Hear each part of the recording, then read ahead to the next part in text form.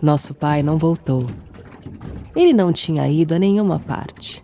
Só executava a invenção de se permanecer naqueles espaços do rio, de meio a meio, sempre dentro da canoa, para dela não saltar nunca mais. A estranheza dessa verdade deu para esclarecer de toda a gente. Aquilo que não havia, acontecia. Os parentes, vizinhos e conhecidos nossos se reuniram, tomaram juntamente conselho.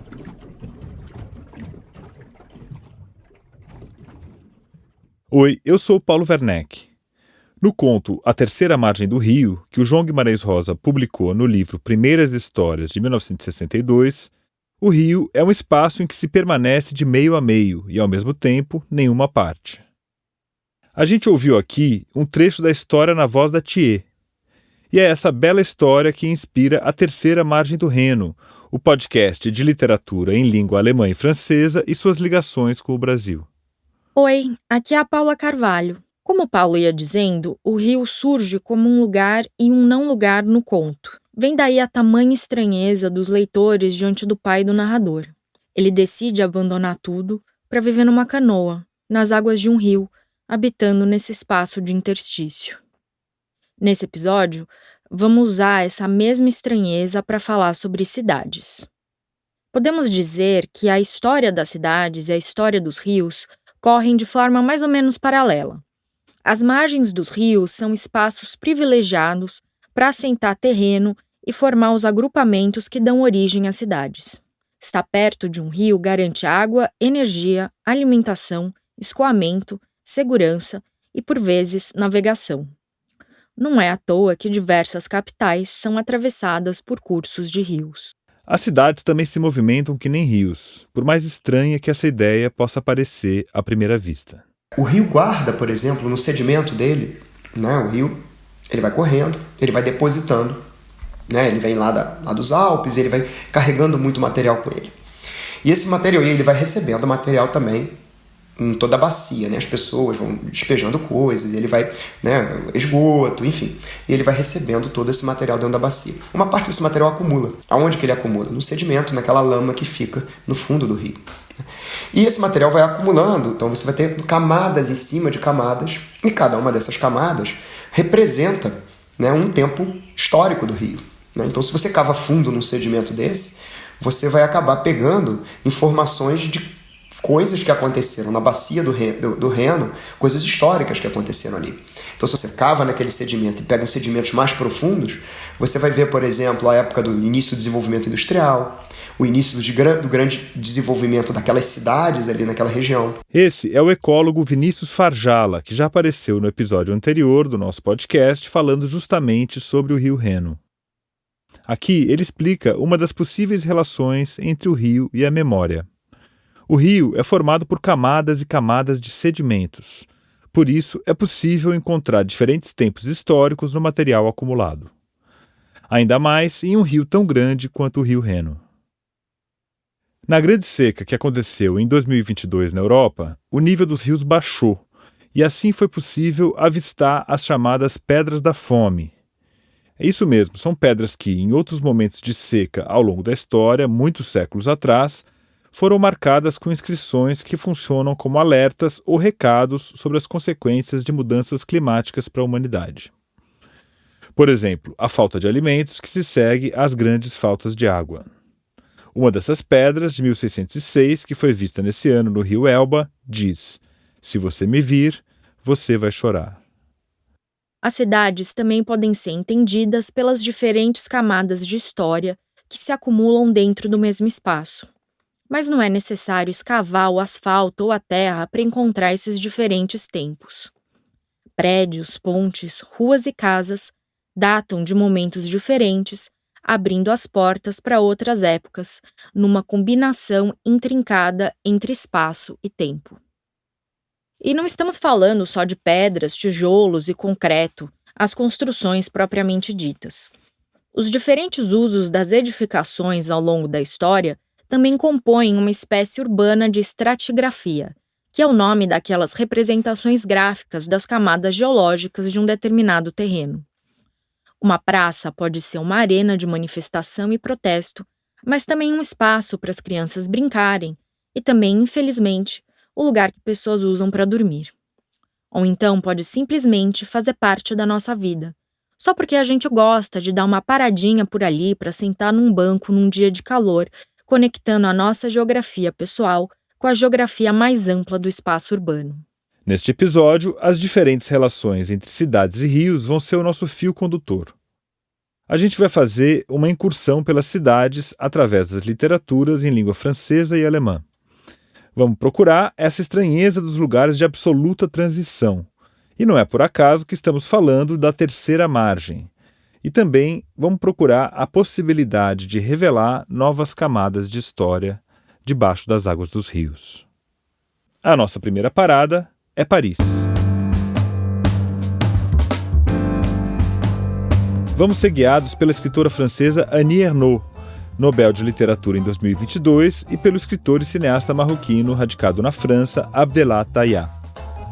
Se a gente está falando em cruzamento entre geografia pessoal e social, os livros da Annie Ernaux, especialmente O Lugar, são um exemplo perfeito de como isso acontece na literatura. Em paralelo, a gente vai descobrir a Paris dos imigrantes em Um País para Morrer, que é um romance do Abdellah Taïa. O tema aqui é o uso do espaço urbano para falar das relações de pertencimento e de reconhecimento, que são dois elementos fluidos com muitas margens e dobras, que nem um rio, nem sempre muito fácil de atravessar. A segunda parada vai ser Berlim. Aqui, os nossos guias de viagem vão ser o escritor alemão Ingo Schulze e o romancista Alfred Döblin. O Ingo Schulze tem vários livros traduzidos para o português. O público brasileiro pode ler Vidas Novas, que vai servir de ponto de apoio para este episódio, mas também Adam e Evelyn e Celular, além do infantil Sr. Augustin. Döblin é um clássico da literatura alemã, mas está entre aqueles autores que ainda precisam ser mais lidos no Brasil. Ficou na cabeça do público, especialmente de cinema, a obra-prima do Döblin, Berlin Alexanderplatz, que é um marco do expressionismo alemão. Quem filmou a adaptação dessa história foi o cineasta Rainer Werner Fassbinder. Com 15 horas de duração, um filme é um monumento da arte cinematográfica de 1980. Mas aqui o nosso foco é o livro. Então vamos nessa. Sejam bem-vindos a esta viagem que vai da província às capitais europeias, num burburinho de muitos sotaques, entonações e ritmos de fala e escrita. Vamos partir da terceira margem do Reno, rumo ao horizonte sem fim da literatura.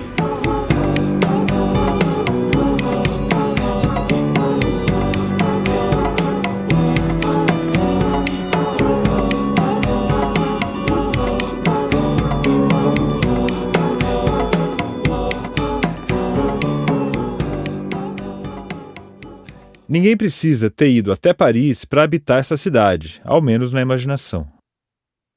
Das barricadas revolucionárias aos monumentos napoleônicos ou pós-modernos, a capital francesa é considerada a grande referência para entender aquilo que chamamos de modernidade. Quando Charles Baudelaire retrata o aspecto fugidio dos novos tempos, esse terreno movediço e acelerado, que não tem mais conexão evidente com o passado, é de Paris que ele está falando. A experiência da modernidade urbana foi registrada amplamente na figura do flaneur, que poderia ser traduzido como caminhante, mas é muito mais do que isso. Flanar é algo que a gente faz muito mais com os olhos e a cabeça do que com as pernas. O deslocamento é o objetivo, não o ponto de chegada. O flaneur de Baudelaire vagueia pelas ruas em meio à multidão, nas passagens parisienses, que são aquelas galerias comerciais que foram objeto privilegiado do alemão Walter Benjamin em seu maravilhoso Livro das Passagens. É em Paris que o amor à primeira vista se torna o amor à última vista, como se vê no poema A Uma Passante, do Baudelaire. Nesse poema, que é considerado uma espécie de certidão de nascimento da modernidade, o ritmo acelerado da cidade faz com que esse encontro amoroso seja apenas um olhar em movimento. A nossa garota de Ipanema, que vem e que passa, tem a marca dessa passante do Baudelaire. O Vinícius de Moraes foi um grande leitor do poeta das Flores do Mal. Mas não é só pela poesia que Paris é uma referência importante quando andamos pelas cidades brasileiras. Pobre Paris. Ela foi realmente a referência da urbanidade burguesa. Essa é a Raquel Ronick, que é professora titular da Faculdade de Arquitetura e Urbanismo da Universidade de São Paulo. Constituída, sobretudo, depois do Ancien Régime, muito mais a partir do século XIX, ela inspirou os processos de transformação urbanística na periferia do capitalismo, que a gente vai ver São Paulo, Rio de Janeiro, a gente vai ver muitas outras cidades do mundo que se transformaram à la française, imitando os modelos, os paradigmas dos boulevards, das grandes avenidas, enfim, isso, a cultura francesa e o modo de organização espacial francês, ele foi um paradigma muito importante. A Raquel está lembrando a gente que em várias esquinas do Rio de Janeiro e também em algumas partes de São Paulo, não é difícil encontrar inspirações importadas da capital francesa. E aqui a gente não está falando só de arquitetura e de estátua, mas da própria formação do espaço público, das grandes avenidas, da expulsão dos moradores dos cortiços para abrir caminho para as transformações urbanísticas. Quem já leu Os Miseráveis do Victor Hugo sabe do que a gente está falando aqui. Funciona mais ou menos assim. As cidades estão na origem de novas formas de fazer literatura. E essa literatura, por sua vez, anuncia e transforma o jeito de nos relacionarmos com as cidades. Na Comédia Humana, os planos frustrados do Lucien de Rubempré, que é personagem central do ciclo romanesco do Balzac, giram em torno da contraposição entre Angoulême, que é uma cidade pequena, vista como um obstáculo aos seus grandiosos projetos de vida, e Paris, o lugar iluminado e fervilhante, a promessa de todas as realizações. Esse tensionamento entre província e cidade grande é um dos temas centrais da literatura, inclusive nos dias de hoje. Quem explora esse arco narrativo de maneira genial é a francesa Annie Ernaux, especialmente no romance O Lugar. Ela é uma mestra nesse tensionamento que conecta a dimensão pessoal da intimidade com a vida social e política na França. Os acontecimentos de uma vida individual se entrelaçam e iluminam os eventos compartilhados por toda uma sociedade. Você já sabe que, por causa dessa enorme habilidade, a Annie Ernaux é uma das autoras mais premiadas do nosso tempo. O Nobel de Literatura de 2022 foi recebido pela crítica como uma escolha acertada, muito festejada pelos leitores. Em O Lugar, a Annie Ernaux rememora a trajetória do pai dela. É uma espécie de acerto de contas com o passado. A linguagem é seca, descritiva, mas apesar disso consegue comover ao falar da dor da perda da figura paterna, que é narrada sem floreios estilísticos. Existe uma espécie de simbiose entre esse pai e o universo mental de uma pequena cidade da Normandia, chamada pela narradora apenas de Y, com reticências. Não precisa ser nenhum Poirot para entender a referência a Yvetot, onde a Ernaux nasceu, na região de Seine-Maritime, no norte da França. Mas que lugar é esse? É no mínimo curioso que um livro intitulado O Lugar não nomeie diretamente o espaço que se entrelaça intimamente com a vida do pai e de toda a família. Y pode ser a Yvetot das lembranças de infância e adolescência da autora, mas também pode ser qualquer outra cidadezinha pequena, tornando esse lugar absolutamente preciso, mas também genérico. Cidadezinha qualquer, como diz o título de um poema do Carlos Drummond de Andrade. O pai de Ernaux tem uma vida de trabalhador que, de certa forma, espelha o desenvolvimento econômico da França no período depois da Segunda Guerra Mundial. É um país cada vez menos rural, mais industrial, mais urbano. De camponês, ele passa a operário e, depois de um tempo, a proprietário e administrador de um bar. Aqui, a gente vai ouvir a Bianca Tavolari, que é professora do INSPER, colunista da 451 e roteirista desse episódio. Ela vai ler um trecho do livro O Lugar, na tradução da Marília Garcia. Um café com clientes assíduos, gente que bebe regularmente antes ou depois do trabalho e que considera o lugar seu santuário. Grupos de pedreiros, alguns clientes que poderiam, com sua condição, ir a um lugar menos popular. Um oficial da Marinha aposentado, um fiscal da Previdência Social, em outras palavras, gente que não seja arrogante. A clientela de domingo era diferente, famílias inteiras tomando seus aperitivos por volta das 11 da manhã, dando granadinha às crianças.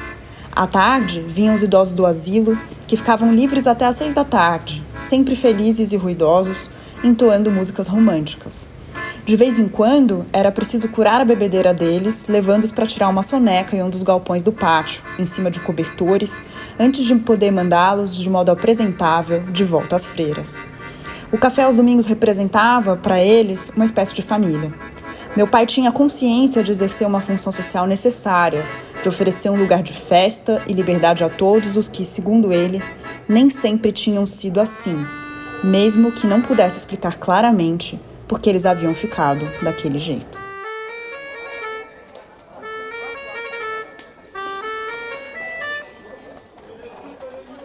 Essa passagem mostra como o bar é atravessado pela cidade. Pessoas diferentes fazem uso do espaço em diferentes momentos do dia e da semana. Não é por outra razão que aquele passa a ser um espaço de convivência, uma espécie de extensão da família, um lugar de festa e de liberdade oferecido pelo pai da Annie a uma cidade tão pouco movimentada. Quem mora em cidade pequena sabe da importância do boteco para azeitar as relações sociais. A narradora também revela algumas coisas sobre os modos de ser naquela cidade. A rejeição à arrogância, a condição como recorte de classe, ou seja, os traços que demarcam quem frequenta cada espaço, e a ideia de que as pessoas nem sempre tinham sido assim, mas haviam ficado daquele jeito. Morar em Y não era só habitar um lugar que servia de cenário para uma vida que poderia muito bem se desenrolar em qualquer outro espaço. O lugar também era determinante para forjar aquele modo de vida. Ninguém em Y queria parecer ter vindo do campo, nem as pessoas da classe média, nem os comerciantes do centro ou os empregados nos escritórios. Ser alguém do campo significa ser alguém que não evoluiu, que está sempre atrasado nas coisas que faz, no que veste, na linguagem, na aparência. A Annie Ernaux costura a vida do pai dela, plenamente adaptada à pequena cidade francesa, com a sua própria vida, que rapidamente se descola do lugar de origem em direção a Paris. Naquela Y tão próxima do campo que é visto pelos moradores como parte do atraso, a Annie Ernaux desponta como alguém que enxerga mais longe. Ao se tornar professora de letras e depois escritora, ela é que parece não mais caber naquela cidade. Não tem jeito. Paris é, obviamente, o destino dela. Quando ela chegava da capital, só a mãe dela ia buscá-la na estação de trem. Os pais jamais cruzavam a margem para ir visitá-la em Paris. Será que uma terceira margem teria sido criada entre a Ernaux e a sua cidade natal? Entre ela e a família? Entre ela e o pai? Mas a Annie Ernaux não reproduz a dualidade entre atraso e progresso de forma simplista. O Lugar é um livro sobre a reconexão com a morte do pai. E essa reconexão passa por essa forma de viver que é modesta, mas não é menos complexa. A cidade. Y também não é estática. A escritora mostra, por meio dos sinais no espaço urbano, como é o empreendimento do pai que vai perdendo lugar ali, naquela cidade que também passa por uma transformação. No lugar das ruínas de quando chegamos, havia agora, no centro de Y, prédios baixos de cor creme, com lojas modernas que ficavam iluminadas durante a noite. Aos sábados e domingos, os jovens das redondezas saíam às ruas ou iam aos cafés ver televisão. As mulheres do bairro faziam suas compras aos domingos nos grandes mercados do centro. Agora que o café do meu pai tinha, enfim, a fachada toda pintada de branco e o letreiro em neon, os proprietários dos cafés com certo faro comercial estavam voltando para as fachadas normandas, com vigas falsas e lâmpadas antigas. O pai exercia uma função social na cidade. Ele mantinha um espaço de convivência e liberdade, mas acabou sendo ultrapassado pelo tempo. O que ele entende por modernidade é um conceito que se torna caduco. Já não interessam os letreiros luminosos como o do bar dele, mas as referências arquitetônicas fake que inventam um passado. No momento em que a autora narra, a mercearia já não existe mais. A imagem que a Annie Ernaux usa para sintetizar a figura do pai é muito bonita, especialmente porque ela não cristaliza esse pai em nenhum lugar específico, permitindo que ele possa ser visto como uma pessoa em transformação.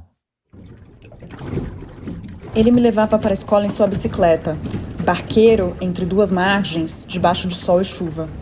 talvez seu maior orgulho ou até mesmo aquilo que justificava sua existência, que eu fizesse parte de um mundo que o desprezou.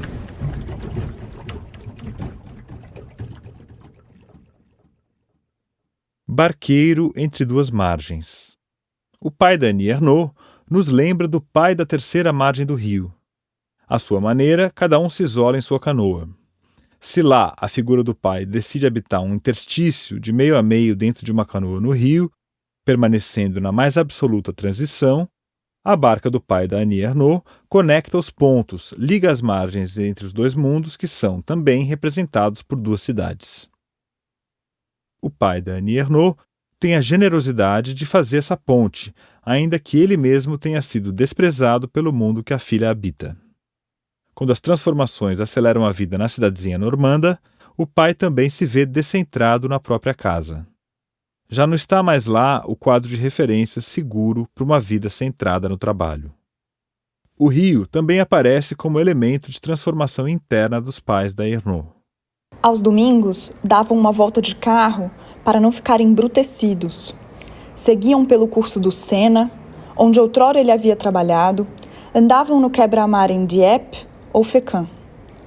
As mãos estendidas ao longo do corpo, fechadas, giradas para fora, às vezes juntas nas costas. Ao passear, nunca sabiam o que fazer com as mãos. Paris não está no centro de um lugar, mas ao mesmo tempo está, ainda que seja como uma sombra. A cidade pequena só existe em oposição à capital, assim como uma das margens necessita do complemento da outra para canalizar a narrativa.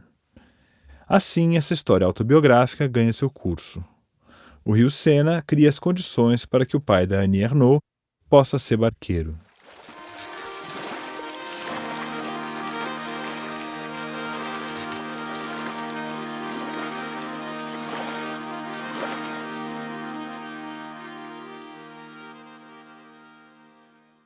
Paris como lugar e não lugar também é um espaço essencial em Um País para Morrer, romance do escritor e cineasta Abdellah Taïa.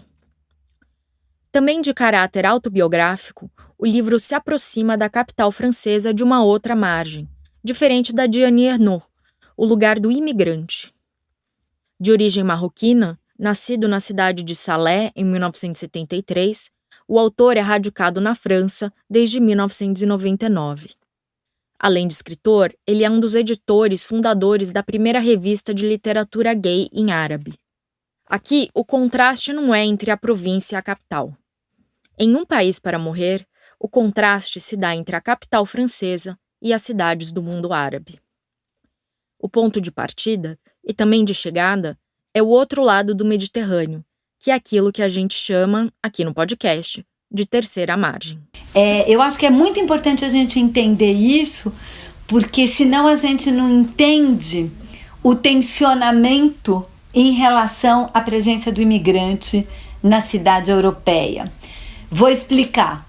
Esse modelo construído por e para o domínio da branquitude, e digamos, não apenas da branquitude, mas dos homens brancos, né, que dominam e controlam o planeta e que construíram esse modelo e que dominam e controlam a construção de paisagens para renda no planeta, ele sempre teve uma tensão aqui na periferia do capitalismo que foi uma tensão racializada.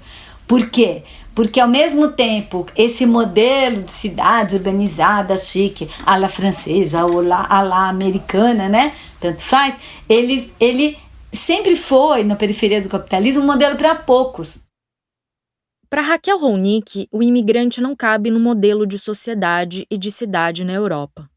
O imigrante tensiona esse modelo, né? E nesse sentido, toda a crise, digamos, urbanística, social e política em relação à presença, né, do imigrante, que é predominantemente não branco, né? Não branca, ele vai estar absolutamente colocado na tensão a esse modelo que historicamente foi racializado, essa presença. Eu poderia dizer que esse mesmo raciocínio a gente pode falar em relação aos territórios negros nos Estados Unidos, né? É essa mesma tensão, É a partir desta tensão que Abdellah Tayyah constrói os diálogos de Um País para Morrer. A personagem central é Zahira, nascida em uma cidade próxima a Rabat, a capital do Marrocos, e que vive em Paris trabalhando como prostituta. Eu adoro Paris. É minha cidade. Eu não tenho cidadania francesa, mas ninguém pode me negar esse direito, esse pertencimento. Paris é minha cidade, meu reino, meu caminho. Era pra cá que eu queria vir. Fugir, crescer, aprender o mundo livremente. Andar sem medo e por todo canto. Andar, sempre andar. Me tornar puta. Oficialmente. Assumir isso. É aqui que eu quero morrer. É aqui que eu quero escrever meu testamento. A ausência de pertencimento oficial contrasta com a afirmação da personagem de que ela tem direito a viver e transitar na capital francesa. Afinal, Paris é a sua cidade. É o lugar de liberdade e de possibilidade. Mas o espaço urbano parisiense não é feito apenas de luzes e libertação. Eu vivo nesta cidade há 17 anos. Eu deveria odiá-la, maldizê-la, deixá-la, ir a outro lugar, encontrar minhas amigas que fazem fortuna na Suíça, em Genebra e Zurique, principalmente. Elas não param de me ligar. Ao que parece, faltam garotas por lá. As marroquinas fazem um sucesso enorme entre os suíços, que são sempre muito generosos com elas. Mas no meu caso, o dinheiro não me interessa. Não é isso que me move, o que me leva a abrir as pernas para os clientes. E olha que nem tenho tanto dinheiro assim, devo admitir. Mas pouco importa. No meu prédio tem Antoine. É isso que conta. E a 2 estações de metrô tem Iqbal, meu singalês. O Antoine é filho da zeladora do prédio onde a Zahira mora. E ela nutre um amor muito próximo do maternal pelo menino, que tem menos de 9 anos e que ela chama de anjinho com asinhas à mostra. Já o Iqbal ocupa a figura do amor passional. Ela deveria odiar e maldizer a cidade. Mas, curiosamente, os laços afetivos que a personagem constrói redimem o espaço urbano e alimentam nela uma espécie de amor por ele. Outro personagem que encarna bem esse entre-lugar é Aziz, argelino amigo da Zahira. Ele está se preparando para uma cirurgia de mudança de sexo. Vai se tornar Zanuba. Num primeiro momento, Aziz fica radiante com a possibilidade da cirurgia, mas depois de passar pela operação, Zanuba se vê insatisfeita sobre quem realmente ela é. Eu sou mulher? Completamente mulher? Não. Eu sou homem? Não. O que sou, então? É uma espécie de terceira margem da existência que vemos surgir em Aziz Zanuba, refletindo esse não lugar dos imigrantes na capital francesa, também experimentado por pessoas transgênero. Em várias passagens, a imagem da Paris reluzente é quebrada deliberadamente pelo narrador. Mas, ao fim das contas, o que temos aqui em Paris, no coração da França? Uma burguesia tacanha, orgulhosíssima de sua cultura e sempre muito satisfeita consigo mesma. Pequenas tribos, aqui e acolá, que me lembram algumas que conheci na Argélia. Dos dois lados, a mesma coisa. Eles pensam que vivem na liberdade verdadeira. Mas tudo o que fazem é se submeter ao mais forte, ao mais esperto. Paris é lugar da liberdade e da opressão. É uma cidade de 2 lados em que os imigrantes precisam cavar com a mão o sentimento de pertencimento. O cenário em que os personagens se movimentam é o da periferia, a terceira margem de uma cidade que é conhecida pelas 2 margens do rio, a Rive Gauche e a Rive Droite. Há uma dobra entre Paris e as cidades africanas que os personagens deixaram para trás.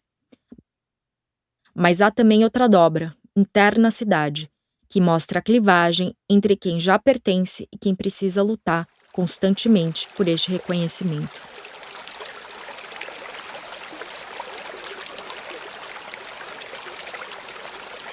Agora a gente vai deixar a capital francesa e rumar em direção a Berlim. Mas como você vai ver, sempre teremos Paris. Ouvimos o nome de Paris 2 vezes. Quando já temíamos não ser mais levados junto, acabamos encontrando lugar na 3ª e 4ª filas, de onde inclusive podíamos ver tudo pelo para-brisa, lá na frente. Ao nosso lado esperava uma turma que ia para Amsterdã, à nossa esquerda, aquela que ia para Veneza. O procedimento foi sempre o mesmo.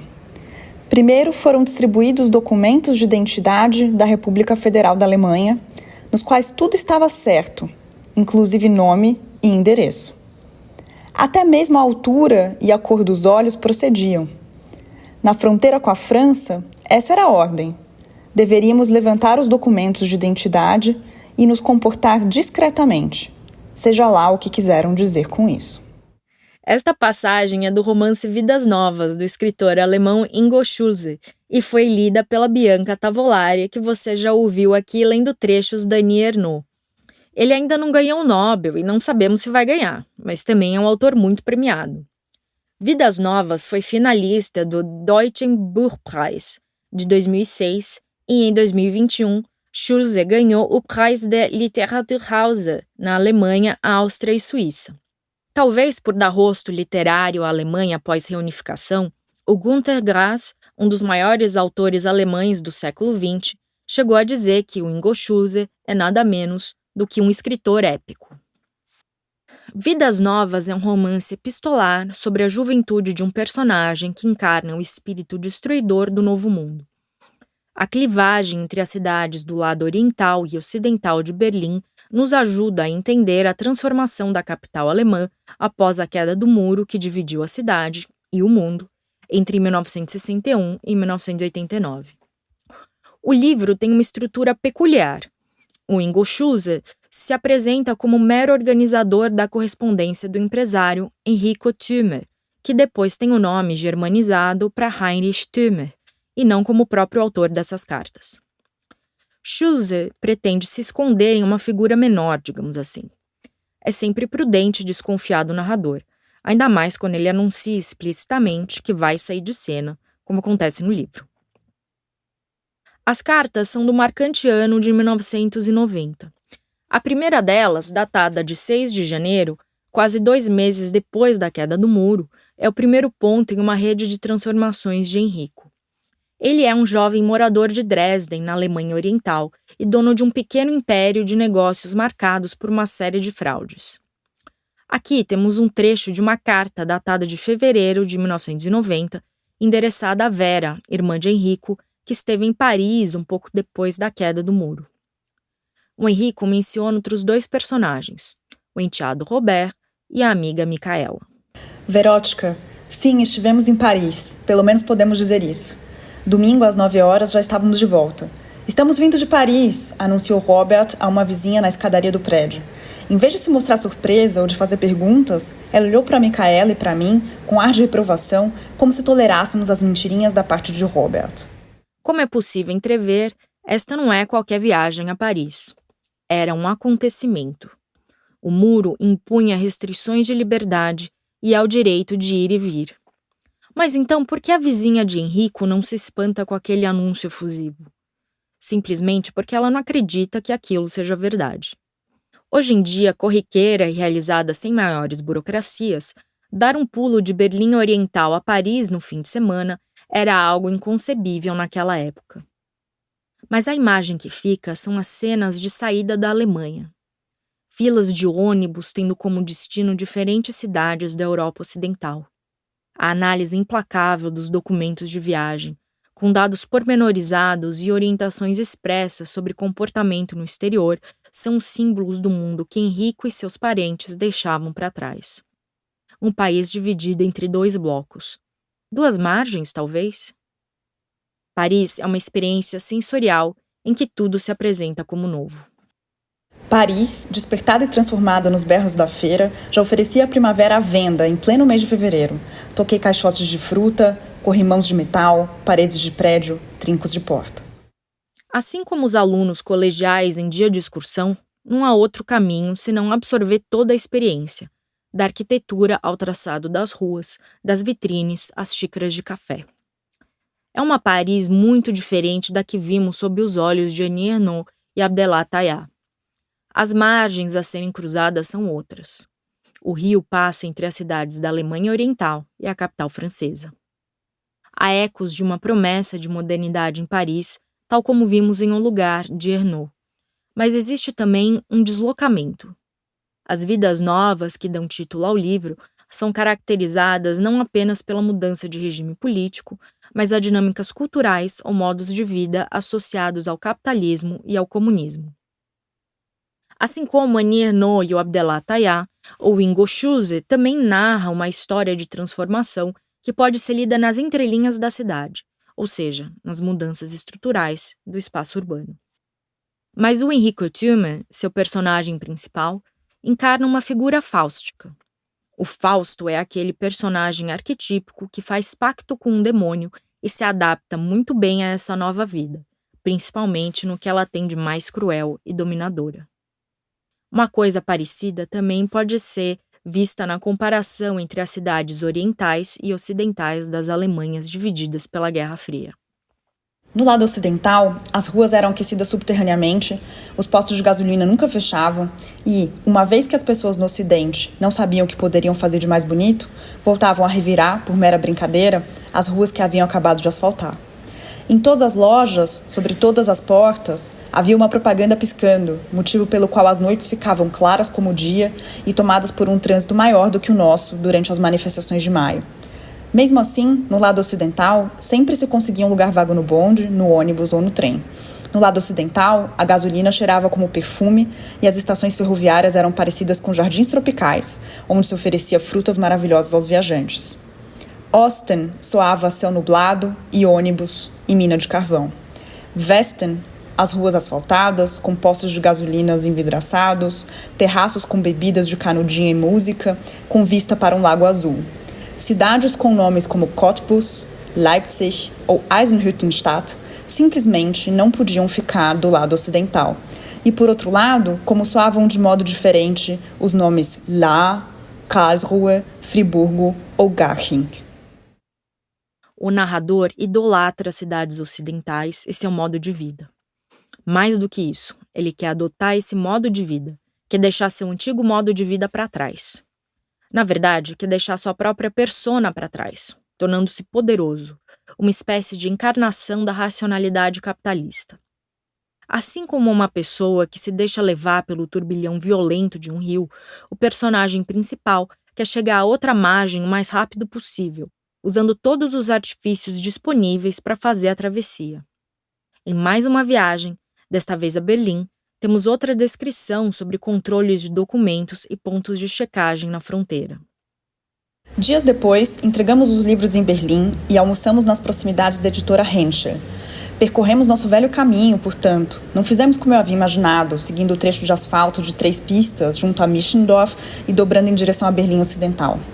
Berlim, quero dizer, o lado oriental da cidade, não era mais distante do que uma antessala na qual se esperava até poder ir para a sala grande, ao lado. Me admirei com o fato de a garçonete e o homem do balcão continuarem trabalhando no leste, como se o muro ainda estivesse em pé. Depois que terminamos de comer e beber, fomos até a Friedrichstrasse, ao longo do Checkpoint Charlie, como Robert queria. Quando esperávamos pelo controle, diante de nós havia apenas alguns poucos carros, compreendi pela primeira vez o sentido da palavra checkpoint. Checkpoint Charlies haviam sido apenas sons, um timbre, a bolsa do chiclete que explode diante da boca no momento do maior silêncio, quando os sinos da Torre Spassky soavam. Perguntei a Robert se ele sabia o que checkpoint significava. Ele sabia. Micaela disse para eu não botar banca de professor. Identidade, olhar, identidade, obrigado, vamos. Nada de folhear em busca de carimbos, nada disso. Micaela achou que ainda passaríamos pelo controle de fato. Dobrei à direita. Não tinha ideia de como, nem para onde deveria dirigir. Deveríamos ir a Berlim Ocidental, e agora estávamos em Berlim Ocidental. Você compreende? Berlim Ocidental significava chegar, estar no Ocidente, e não andar perdido por aí. Berlim Oriental era apenas a antessala para o lado ocidental. Já estar em Berlim Ocidental significava chegar, estar no Ocidente, e não andar perdido por aí. Uma terra prometida para quem estava disposto a abandonar todo o passado e assumir uma vida nova. E andar perdido por aí não significa perder referências ou ter as dificuldades de reconhecimento que os imigrantes enfrentam na cidade. Conversamos com Alexandre Ribeiro, escritor que mora em Berlim, onde está fazendo um curso de graduação. Ele venceu um dos maiores concursos literários do Brasil, o PROAC Prosa 2020, com seu livro Da Quebrada pro Mundo, que ainda estava sendo escrito quando gravamos esse podcast e foi lançado agora, em 2022, com prefácio do Emicida. Ele também é colunista do EcoWall, onde escreve textos que fazem pontes entre Berlim e Diadema. Eu gosto dessa frase. Tem um rap em alemão que tem um cara que ele fala: Ich bin ein Ausländer und ich bin stolz drauf. Ja, ich bin ein Ausländer. Unsere Namen sind die Markenzeichen. Darum wechselt ihr die Straßenseiten, denn ich bin ein Ausländer.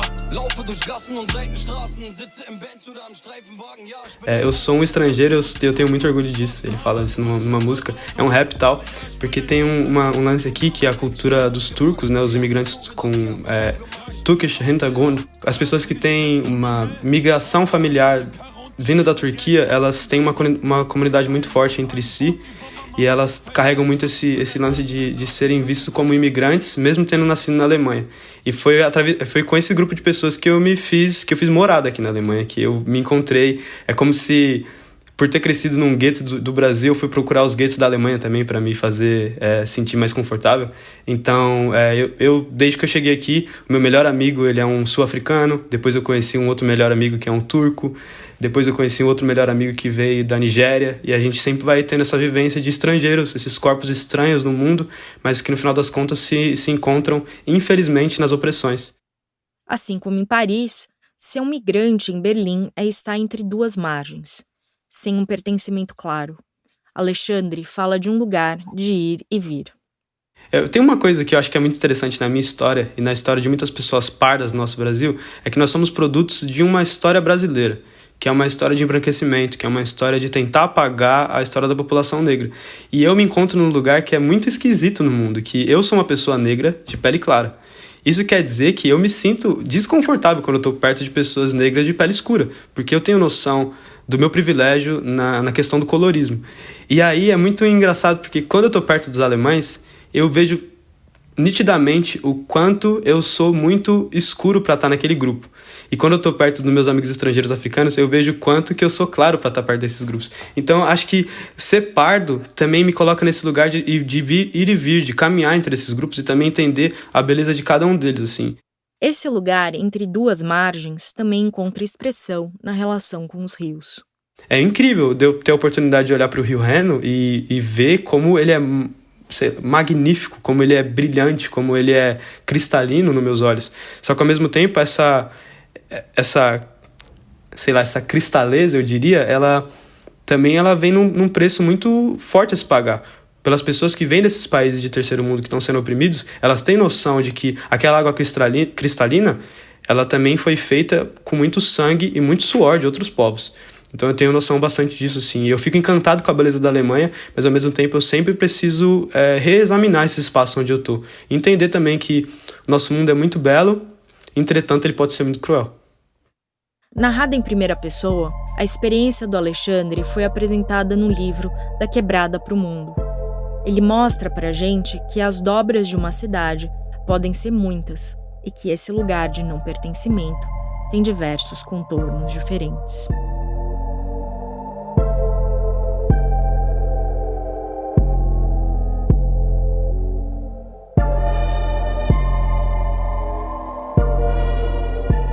A Berlim do século XX é a cidade dividida por excelência. Mas a ideia de que o espaço urbano é marcado por clivagens e divisões fundamentais não está relacionada apenas com a experiência traumática do muro. Berlin-Alexanderplatz é, sem dúvida, o romance que projeta a cidade ao máximo lugar de protagonista. Vamos pedir uma ajuda de ninguém menos do que o Walter Benjamin para nos orientar por esse clássico.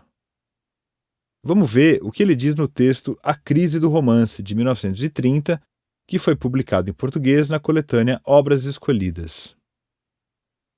O livro é um monumento a Berlim, porque o narrador não se preocupou em cortejar a cidade com o sentimentalismo de quem celebra sua terra natal. Ele fala a partir da cidade. Berlim é o seu megafone. Isso mesmo, Berlim é uma caixa de ressonância que amplifica o que se fala, um grande megafone que projeta a história pessoal de Franz Bieberkopf, o personagem principal do romance. O Benjamin também se pergunta pelo símbolo dessa praça. Por que o livro se chama Berlin-Alexanderplatz, enquanto a história de Franz Biberkopf só aparece como subtítulo? O que é em Berlim Alexanderplatz?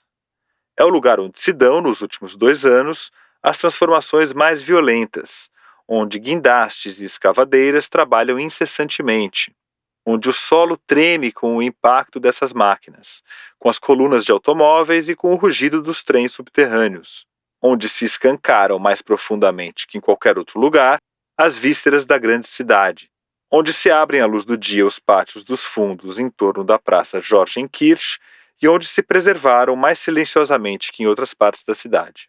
Não é um bairro industrial, e sim comercial, habitado pela pequena burguesia.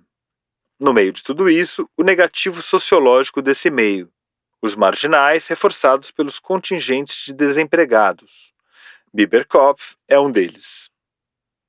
No romance, acompanhamos Franz Biberkopf, um ex-operário da construção e dos transportes recém-saído do presídio de Tegel. De início, sabemos apenas que a pena foi cumprida em razão de sua insensata vida anterior. De maneira paradoxal, a pena começa quando Biberkopf sai do presídio. O momento horrível chegara, os 4 anos acabaram. Ele agora teria que enfrentar a cidade. Desceu do vagão sem que ninguém percebesse. Estava no meio das pessoas. E daí? Nada. Olha a postura, seu porco esfomeado. Controle-se, vai sentir o cheiro do meu punho no nariz. Formigueiro, que formigueiro. Como tudo se movimentava. Meu miolo parece que não tem mais banha, deve ter secado por completo. O que era tudo isso? Lojas de calçados, lojas de chapéus, lâmpadas, lojas de bebidas destiladas. As pessoas precisam de sapatos se andam tanto de um lado para o outro. 100 vidraças luzidias, deixa que brilhem, elas não vão amedrontar você. Então pode quebrá-las, o que há com elas é que elas foram polidas. Quebravam o calçamento de Rosenthaler Platz, caminhou entre os outros sobre pranchas de madeira. A gente se mistura aos outros, aí tudo passa, aí você não percebe nada, cara. Manequins posavam nas vitrines com ternos, casacos, meias e sapatos. Do lado de fora, tudo se movimentava, mas lá atrás não havia nada. Nada parecia ter vida. A experiência da cidade é decisiva para Biberkopf. Para ele, Berlim é a ruína, mas também oferece as condições para sua regeneração moral. O antigo operário tenta viver o que se chamava de uma vida respeitável por um tempo, mas fracassa. A capital alemã é barulho e devassidão, é um grande canteiro de transformações urbanas que lhe tiram o chão. Álcool, dívidas com prostitutas e traições o levam a se tornar um cafetão. Ficamos sabendo que os 4 anos de prisão em Tegel se devem ao que hoje chamamos adequadamente de feminicídio. O Biberkopf tinha assassinado a ex-namorada dele. E é por outro assassinato que ele vai voltar para a prisão, mas dessa vez sem ter cometido nenhum crime. Foi um dos amigos dele que matou uma puta e fugiu, incriminando Franz. Ele é solto quando o crime é finalmente esclarecido. Começa então a regeneração dele. Longe dos bares e da bebida, o Biberkopf retorna à classe trabalhadora humilde e de vida correta para os padrões da época.